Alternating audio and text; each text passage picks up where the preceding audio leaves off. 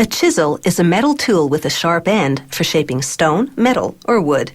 You use your hand, a hammer, or a mallet to drive it in and cut. Although chisels date back to ancient Asia, today's factories use heat-treated steel and high-tech machines to make them stay sharper, longer. A wood chisel needs to be very sharp, especially for intricate carving. Making chisels starts when they insert a 5-meter-long bar of high-carbon steel in a mechanical press. The carbon lets them heat-treat the steel to give it a long-lasting edge. But first, the press cuts the bar into 22-centimeter-long rods.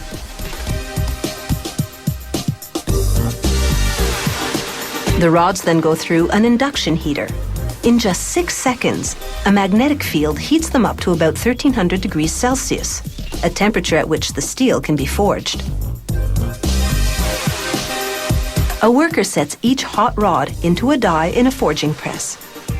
The die slams down, applying 700 tons of pressure. This produces what's called a forging, a rough shaping. The die can produce as many as 60,000 forgings before it wears out. Each one goes into what's called a trimming press. Here, a die cuts out the precise shape of the chisel, with the blade on one end and the tang on the other. The tang later fits into a plastic or wooden handle so you can comfortably grip the tool. The factory sends the excess metal out for recycling.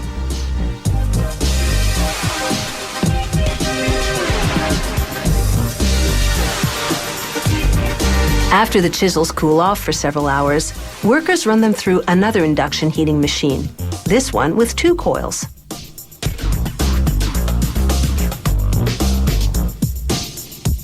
The first heats them to 760 degrees Celsius. Then warm water cools them down. This rapid reduction in temperature is called quenching. It's what hardens the chisels enough to be strong and stay sharp. The next coil heats them to about 370 degrees Celsius. This step is called tempering.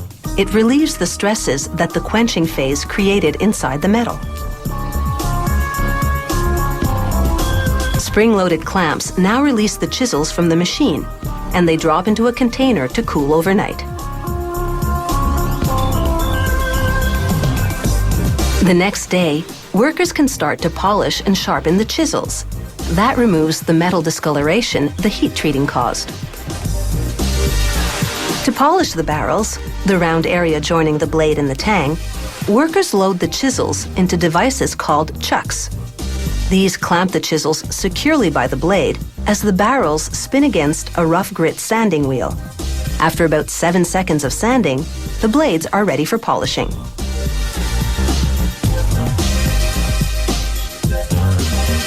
A powerful magnet locks them in place on a round table. It rotates, running the blades against an abrasive grinding wheel.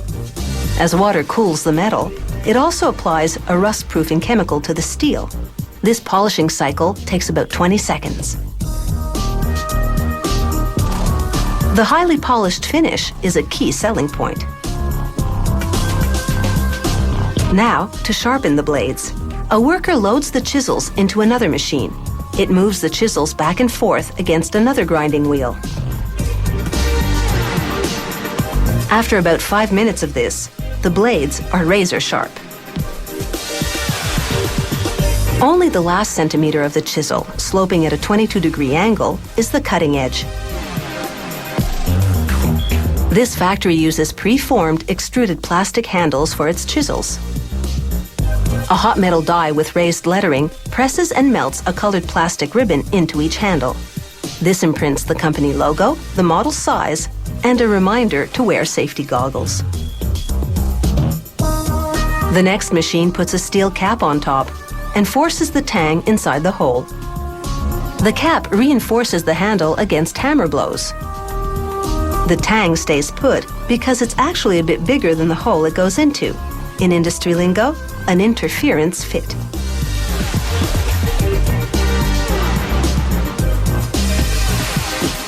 The finished tools come off the line. Now you can have those chiseled features you always wanted.